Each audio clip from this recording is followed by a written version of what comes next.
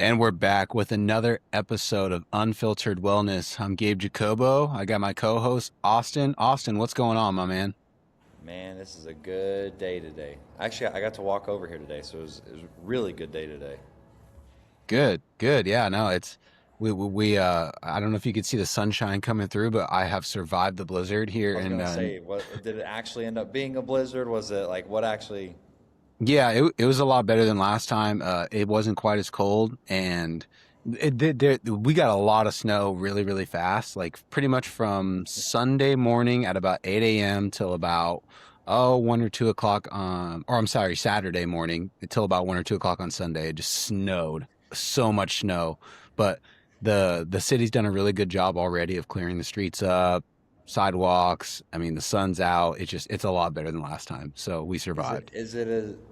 I've got to assume it's so much different there versus like a snow here back in It Oklahoma. is. It is a little bit different, honestly. And people were like, "Oh, it looks so cold." And then I was like, yesterday when I sent some pictures to fam, I was like, "Honestly, it's like the perfect snow weather." I let Charlie out, and it was perfect outside. And then we went out. I looked at the thing, and it said 32 degrees. I was like, "Wow, it actually is perfect snow weather." So, That's perfect. That's but perfect. yep, all is good, man. All is good. We just wanted to talk about today something really, really exciting. You and I have been playing around with how we want to present it and what's been going on in the space. And the big thing that we really want to hone in on that's such an underserved part of the HYROX community is performance nutrition. HYROX performance nutrition.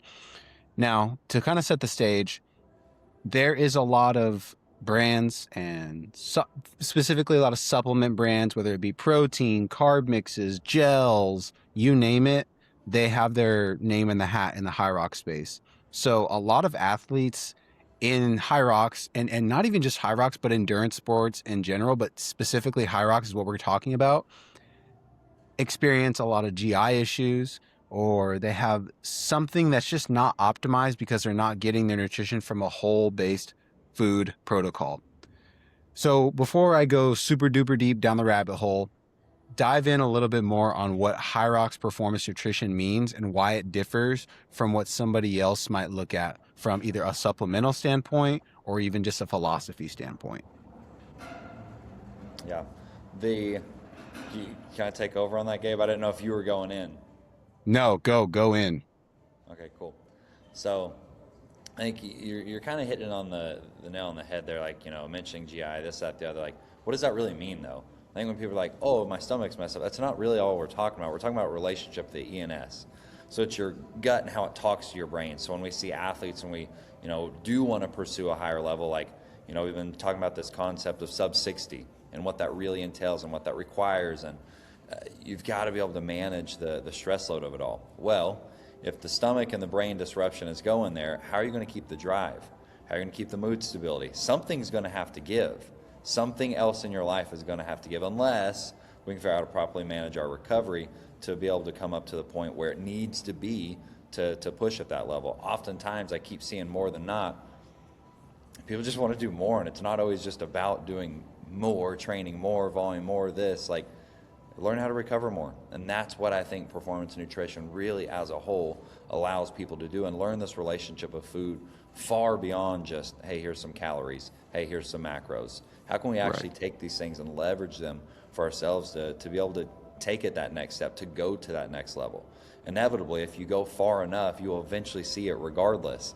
Does not matter. Most people might not get there because they don't push it quite to there. They quit before we get there. Hmm. But for everybody else who's in that, there's a way through. There's 100% a way through. Yeah. I love the talk about basically whoever can recover the best can train more often. Whoever can train more often can experience more adaptations, and whoever can experience more adaptations put themselves into a better a better place to get the goal, whether it be sub 60, and which we'll talk about at the end of the episode, or getting into the elite 15, or the difference between fourth place, third place in Elite 15, and ninth and 10th place. Those margins are so small, and a field that is so stacked in whatever realm you're talking about. We're talking about Elite 15. We're talking about, maybe trying to qualify for worlds or just trying to finish top 10 in your age group, these margins exist and we can close them by enhancing recovery ability through performance nutrition. So with that being said, I want you to talk about something that you have a pretty good grasp on. Our mentor, Matt, had a CrossFit athlete or several elite CrossFit athletes who went to the games and experienced tremendous breakthroughs just from prioritizing performance nutrition.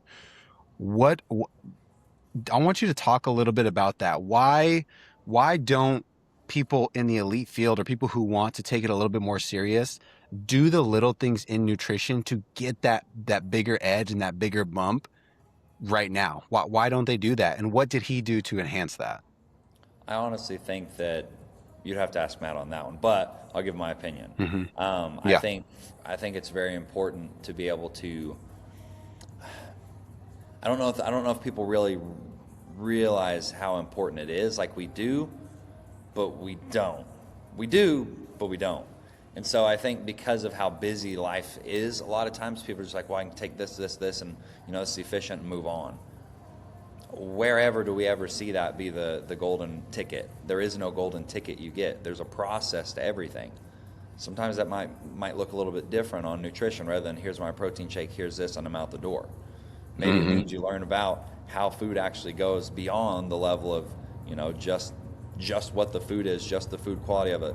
Think about the preparation of it, how you are when you actually go to eat that meal. Are you sitting there and you're driving in the car in the middle of traffic having to force the food down? Or are you sitting down actually relaxed having a meal with that? Like what are you doing when you're taking it in? There's just, again, that's a lifestyle, and nobody wants a lifestyle. Everybody wants to take the pill and everything's good, but when you trace it far enough down the rabbit trail, you eventually get to a point where you do realize that's part of it. And there's seasons. There's times where that's going to look different, and then it's going to look different here too. Doesn't mean that I think that, I can never use this because this is efficient. That's not what I mean by that. Yeah. I'm not trying to make it hard just to make it hard. It's being able to get it in such a way, though, and in this balance of the two that, you can really reap the rewards of both. We're trying to shift the body to be able to recover. You're either training or you're recovering. We don't want to have this lull in between. We want really good here or really good there to be able to allow somebody to get to that point. It's not just about physically being able to handle the training load and so forth, not breaking your body down. It's psychologically being able to handle it. On top of, most people are not sitting there just doing that. They have a job, they have kids, they have significant others, they have friends, there's a balance that's required to be able to do all those. And, I think I'll go ahead and kind of break down performance nutrition. Whenever we talk about it, we're not just talking about food. I think there's a mix of things that come in and cultivate this whole entire process. It's a lifestyle. Yes, it is nutrition, but also whenever we start looking at it even deeper, it's your training and how that's set up. It's also, there is a part to supplementation. It's not that I agree with taking a million gazillion supplements, but there are some certain things that do help. And I think if you can take these four pieces and synergistically work them together, it allows you to actually be able to go further. It's not to try to do it perfect on the protocol. Yeah, absolutely, execute. But execute in such a way that it allows you to learn from the protocol. The doing the perfect protocol is not the goal. The goal is to be able to get better and make advancements. It's just a tool that allows us to get there as well. I'm not saying miss your things on purpose and this, that, and the other. That's a hard one to explain. Man, it really is. Yeah. That's the tough part that you and I have that's why we don't necessarily haven't even talked about it yet, is because how do you tell some the 2 free meals? I really just think, I always come back and I'm just like, have a couple free meals every week. Just do that, and it breaks the cycle up just enough, I feel like, to really help people. And there's one other thing I do. It's like I have a snack meal every day, and there's a few different options I rotate between on that. It's kind of about what I have. I also have a baby. Yes, I'm going to get all the groceries, I'm going to do all this, but there may come a time where I can't make my brownies that weekend because I'm in the middle of trying to work, also have a little kid, and then also taking care of all our food at the house. There's certain things that work. It doesn't mean that, I'm so wrong because of this. It's no, how can I maximize what's available around me? For example, one of my things I change is I have the banana, dark chocolate, cinnamon, a little bit of salt, Like I'll do that in place of a brownie if I don't have the time to have that prepped and go. And I think it's important to know like your backstops. You know, if you can't do, or if you need to get better in HYROX and you can't run because you're hurt, what are you going to do? Nothing. No, you're going to probably do some threshold erg work and different things there to be able to still Yep. get the thing. Like the goal is to be able to see these tools as they're there and take them and use them. Great example. Great example. I want people who do any HYROX. We're talking about HYROX specifically, or even any sport. You know, you just had a great example. Hey, I'm a little hurt, or I can't go do my threshold run today. What can I do in place of that? Probably gonna do some erg threshold work because that is my backstop, is what you said. That is the backup. Same thing goes with nutrition. Is when you have a plan in place. Hey, I don't have the necessary ingredients to carry this out. That's okay. I've got someone who's helping me, who's coached me to understand that this is what I need at this time.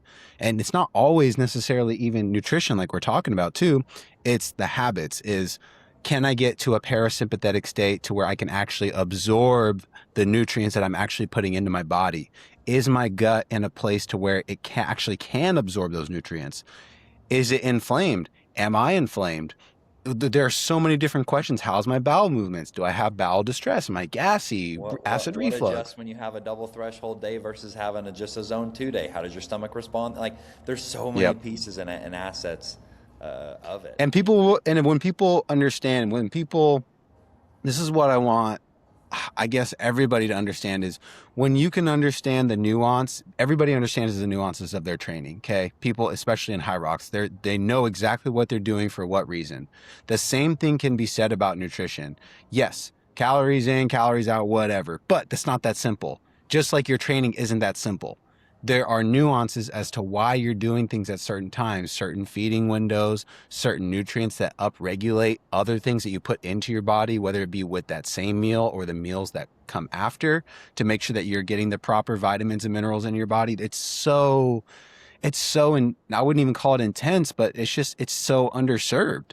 It's so underserved, especially in the endurance world, especially when we need all the quick carbs and glycogen and fill me up and Do all you those really? different things. Do you really? Yeah, That's a no. good question. It's interesting too as you're saying that. Like I was having a conversation earlier, and you know, the efficiency thing and this, that, and the other. Like it looks different for everybody. Everybody's different.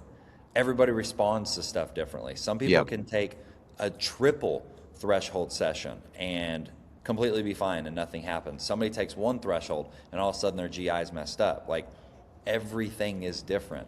Our goal is just to try to be able to notice these things and become aware of them, which is why we use things such as check-ins to be able to allow for this thing to happen. It's not just about you being able to like, okay, I showed up and I did it. It's about creating awareness around what you're doing and being able to recognize that and work with somebody to figure out that answer, that part of your equation. It's I definitely think there's a spectrum to it, just like anything else. You know, we had talked about, you know, teams and how in the baseball, you know, you have rookie ball and low A and high A and double A and triple A. Everything has a pattern. It's just learning, you know, what tools do you need in rookie ball to get to low A. That's going to be different than from triple A to the majors. Like there's just different times for different things. Yeah, 100%, 100%. You made a good point there. The check-ins. I think if we can set up a process to where, hey, you knew that this week was going to be a big week. You had 2 or 3 threshold sessions, whatever. You 16, 20-hour training week. Okay, let's see what some of these metrics look like. Both subjectively, how did you feel, and objectively, what is your HRV saying? What's your resting heart rate saying? What is your Bristol stool chart numbers looking like after Human which body. days? Yeah, we there's a lot of things that we can look at to make sure that we're doing things correctly and that we're setting you up for a positive adaptation. Like we said, whoever can recover the best can make the most adaptations. Whoever can make the most adaptations can express their fitness at the best level when they need to most, I guess when it becomes most important, or at least you would hope so. Peaking and off season and into that's a whole different conversation to get into. God, there's Exactly. if you I guess, and like how they redid it and revamped the sport to get into the Elite 15, you got to race, you got to do this, that, and the other. So, in my mind, if you're not going Elite 15 right then at that next race or the next 2 races, You don't need to train that season that way. You don't need to go compete every single weekend. You only do that right when you're trying to get to the pinnacle, right when you're at the cusp of Elite 15. I Which think would that's be, when it really matters. and that's 5 races. They're basically making the Elite 15s. You got to qualify with 5 races or a minimum of 5 races, and however many points, things like that. But it I is like that. taxing. I like it too, I and like my perfect world is competing 2 upwards of 4 times a year. Like that's really what I think developing and developmental. It's like, what about time, experiencing the sport and this, that, and the other? Like you can do sims. You don't have to always just be at the venue. Like I love that, and I think it's a great way to be able to really assess and see your progress. But I mean, people could compete once or twice a year and actually still make substantial gains. Psychology comes in at that point. Some people need to compete more often. Some people need to compete less. Neither one yeah. of them is right or wrong. Yeah, and I mean, even when you're not talking about Elite 15 guys, you're just talking about people who enjoy doing the sport. There's also a financial aspect of it. When you talk about getting in a hotel and Airbnb, getting food when you get there, travel expenses, the sport itself, all of Would it you be really ready to adds up. save that money and put it back into your training, back into your food quality, back into your, I don't know, what's the goal? Is the goal to have fun, or is the goal to do well and have fun? Like what Yep. is your goal that you're going after? Oh, dude, that's such a good question. It says, hey, what's most important to you? Honestly. Like Yeah. what do you value? Do you just value having a good time and it doesn't really matter how you feel out there or during training? Cool. Like just use your money to pay for the event, do it 2 or 3, maybe 3 times a year, and you'll have a good time. But if your goal is to get better and to put yourself in the best possible position to succeed, you'll probably do everything in your power to make sure that you do that. You look at people like, and we're talking about elite athletes, but we're talking about people who also are trying to get there too. You look at people It's like, interesting too though, because the deeper you go down, it's like if it's your first one, you're going to prepare differently than when it's your second one, when it's your third one, when it's your fourth one. Like if it's you true. just enjoy it as you go, you'll keep doing it. And I feel like for so many people, like I'm starting to see it now. It's going to do the same thing CrossFit did: spit people up, and it'll spit them out. It'll beat them up, spit them out because they're trying to do too much, or they don't understand how to put the stressors together. Like I just think having a decent quality training program that has structure around, again, reading your numbers. It's really beneficial knowing how to adjust your sessions on the fly. Absolutely. Absolutely. Yeah. Do you have any sort of, and there's no one size fits all, but if you were to take on, let's just say somebody who wants to get into their first HYROX race, for example, okay, what would be sort of a baseline meal plan? And let's just say they're not a one-on-one coaching client, but just someone that wants to kind of clean up their gut and put themselves in the best possible position to get ready for their first HYROX. What would that look like? Man, that's a really good question. I think we've talked about this quite a bit, and like initially, most people don't eat when they get up, and so I'm like, well, we're going to eat because this is going to drop your stress. You're actually going to recover from what you're doing a little bit better. It doesn't need to be this big meal. Talk about doing blueberries all the time. Taking some blueberries if you need a little bit extra because you're going to do a really hard training session that day. Cool, maybe you take in some honey. If you're having to ask, well, is this a really hard training session? No, you don't need the honey. If you're asking that question, you just need some blueberries. From there, it's like, cool, we had something, we went and worked out. Whether you work out in the afternoon, morning, up to you. You're like, well, I'm not training in the morning, so I don't need to eat. Yes, I would still eat. I don't want you to sit there fasted all day.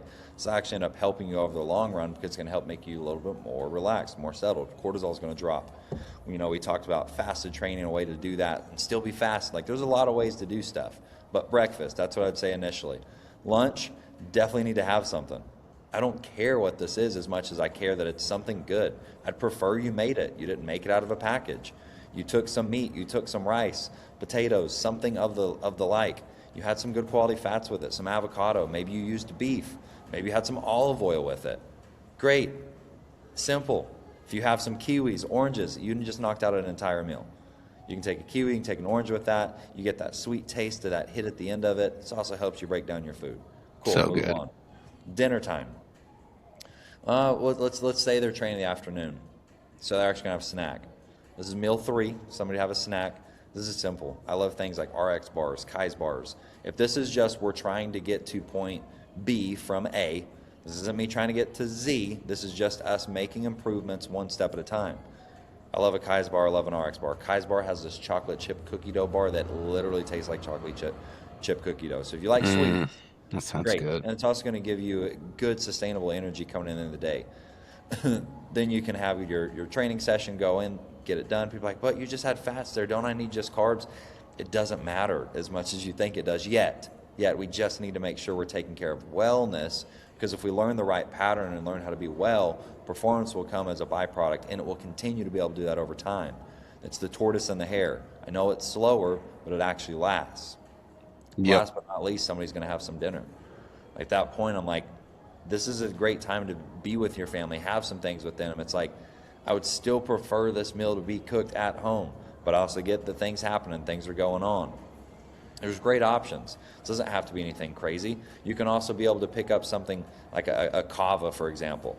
I know we have those in a lot of the bigger cities. Like, if you have to have something cool, great. I would prefer that we cook. This is a great time to actually get the family involved, be able to throw some stuff on the grill, have the kids help get some peppers chopped up, ready to go. Like, go through these things and prepare this food as a family. It's such a, I think it's a really big joy. It's like, what if I don't have any family at the house? What if I'm on my own? What if you got roommates? You can make it such a fun time.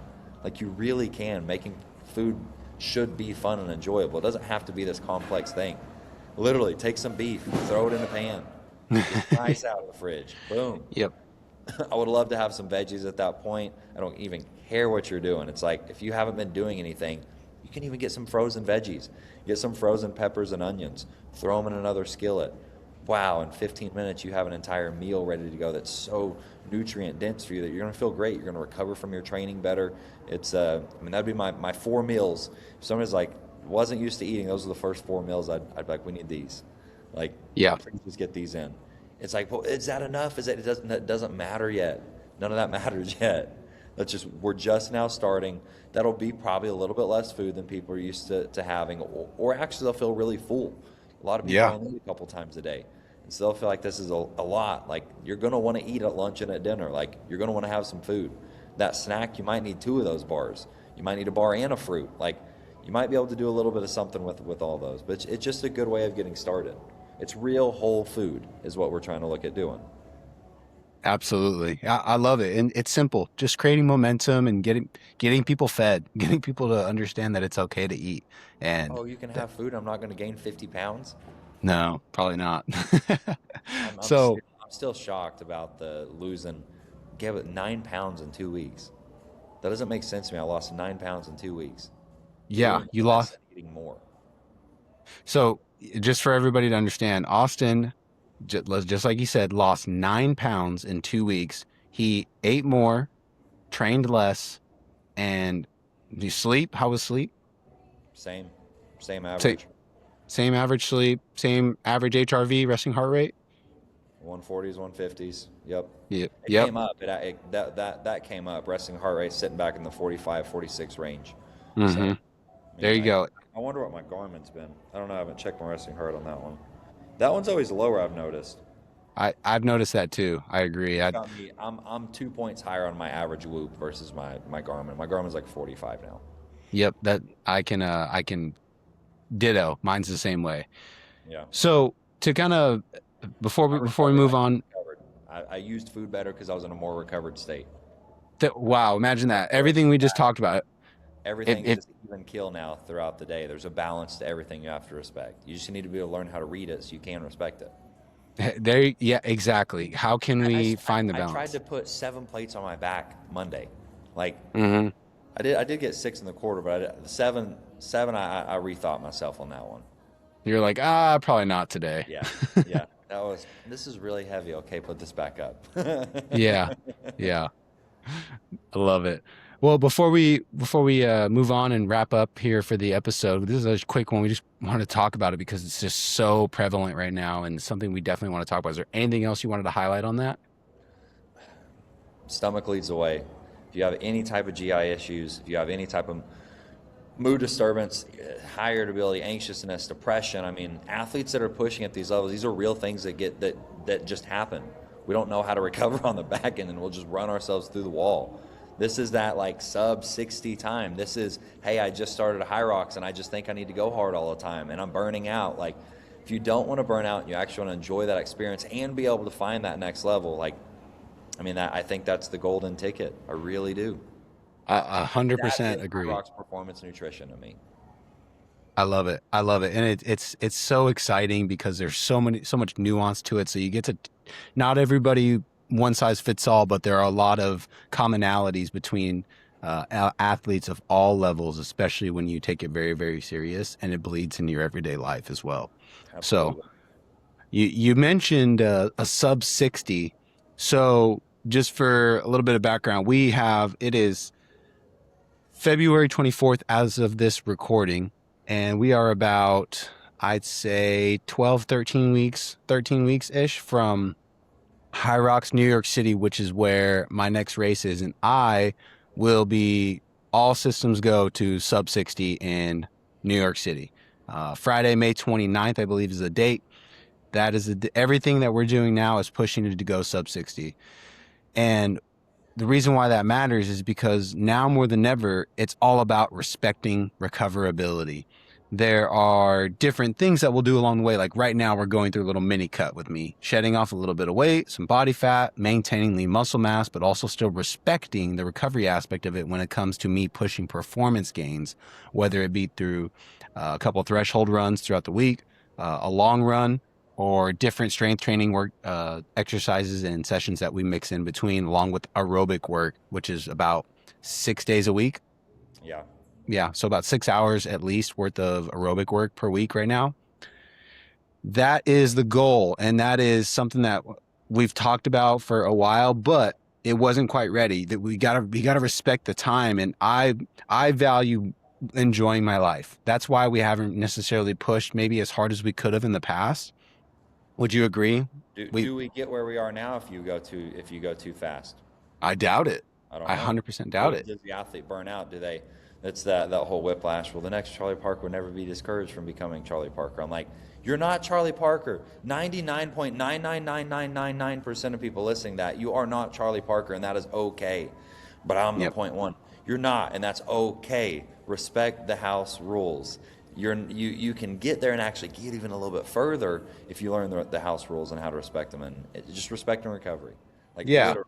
I think so many people just burn themselves out thinking like you got to push. It's like no, there's a way to read it and know how much actually to push. That doesn't mean you quit trying to get better at pushing and trying to push more volume or more intensity or just more synchronicity of the two, finding that blend. I mean, the further up in sport you go, the more you realize at the top people just handle more volume. Like it just is. Like that is the reality of the matter. Everybody will eventually get to a day where they cross that threshold to make that decision of how they want to go about that. Is it chasing Elite 15? Is it loving being a great pro and helping others? And like what is that for that person? I don't think that it's just, okay, I went and did a professional athlete. Like think about how many people are involved in the sport of baseball, from little bitty kids all the way up and through. HYROX will have the same thing eventually happen as well. 100%. Yeah, it's a development, and everything's moving towards identifying athletes who will do a really good job in the sport in the future. I'm just going to go sit around at local tracks and see who's really good at 400s and 800s. Go to some college meets. I'm going to start recruiting that way. I love it. Yeah, that's what we got to do. We got to start putting we got to start investing in in Going to these like youth. the little 5th and 6th grade AAU meets. See who's doing 400s and 800s. Hey, you ever heard of HYROX? Like let's get you in the weight room. Yeah. Literally. But that is the goal right now is sub 60. We are starting a community of just a few people, and we've already got a couple of us that are doing it. We've got somebody that we just added on board, but we're doing a HYROX Select, basically people who are chasing sub 60. We want to help with that, and that is in the form of performance nutrition. Now there is the opportunity to do it also with training, but that's a different nuance. There's different things along with it. But if you're someone who is seeing this and you want sub 60, you've been thinking about it, and you know you're close, you're knocking on the door, you're training, you're doing all these things, but you can't find that little lever to go past that 60-second, to get under that 60-minute threshold. This is the opportunity. So if you're listening to this and you want to go get sub 60, hit one of us up. HYROX Select. MAP training system, that's what we're doing. We are focusing on just getting people to knock down that door, to break down that barrier, because once you get past that, the floodgates are open. I'm telling you, it's one of those things where, and a lot of you have done that before, where you got rid of that limiting belief, or you finally broke through the wall, and then all of a sudden it was like, whoa, you didn't even realize how much more you actually had in the tank. So I was thinking today, like training wise, and just this, that, and the other. Like I pulled a sled, and then I went and did like dynamic effort upper. There's a point you get to from training for so long at like a certain amount or this, that, the other. Like I don't know what I would do. I don't know what else I would do. Like, like I can't imagine training. I mean, even 8 hours is really hard for me. But that's so weird, because I also remember at one point in time where I was just trying to train 3 hours. Like I can still remember that version of me trying to be consistent training 3 hours. yeah, But if you just keep showing up, and you actually get better at the training, I think it's something that it's just enjoyable. You want to keep seeing, what's possible, and whatever that manifests for somebody is completely up to them. I just know that to get better at it, you have to do some of these other things that also help you be well. So it's a nice double whammy to get to take advantage of. absolutely. Absolutely. I love it, man. This is a great time, and it's a beautiful time to go ahead and find another way to make yourself better. And in sport, in life, showing up for the people that matter most to you, it's doing all those things, but also respecting yourself and giving yourself the best chance to be the best version of yourself every day. So it's Doesn't incredible. mean just go do more. Different conversation. Exactly. Different conversation. I love it. I love it. Well, that's all we had for today. Austin, do you have any other last minute thoughts or anything you want to get out there? Those are my bigs, man. It was great getting to sit down today and go over some of this stuff, man. Yeah, likewise. You can find Austin on Instagram at austin.main underscore. You can find me also on Instagram at gabriel.jacobo underscore. You can also find me on YouTube, Gabriel Jacobo Jr., TikTok, Gabriel Jacobo Jr. These are really, really fun times. Reach out to us if you have questions. Even if you're not somebody who's looking to go sub 60 right now, but you just want to get better at HYROX, or even you just want to get better with your nutrition in general, hit us up. We're happy to help, and we're ready to help. So Gabe, I did forget something. I mentioned the tell 9-pound me. weight loss. Yes. I don't have social media on my phone. I just have my laptop. I don't see social. My screen time is significantly reduced. So Good. think about it from like what helps you, recover more and this, that, and the other. I forgot about that. I have to credit Matt for that. I completely forgot about that. Yeah, Yeah. that's been a big one. A big one is a little less screen time. There you go. Okay. Yeah. I'll I forgot I had to include that. no. We'll deep dive a little bit more. We're actually going to have some guests coming on here pretty soon. It's looking like we're more than likely, the perfect scenario is where you and I talk, we have a guest. You and I talk, we have a guest. But it's looking like we might get a little bit of this and that. It might be just us for a couple, and then guests for 2 or 3, or vice versa. So just at some point, we really, really need to talk about recoverability, and maybe even come at the people with a good, let's just call it general protocol from what that looks like to put yourself in that position. Absolutely. So, all right, cool. Well, that's the episode. Appreciate you guys listening. Again, reach out to us if you guys have any questions or want to inquire a little bit further about what all this means. But we're happy to help, and we hope you guys have a great day. Thanks. See you, Austin. See ya.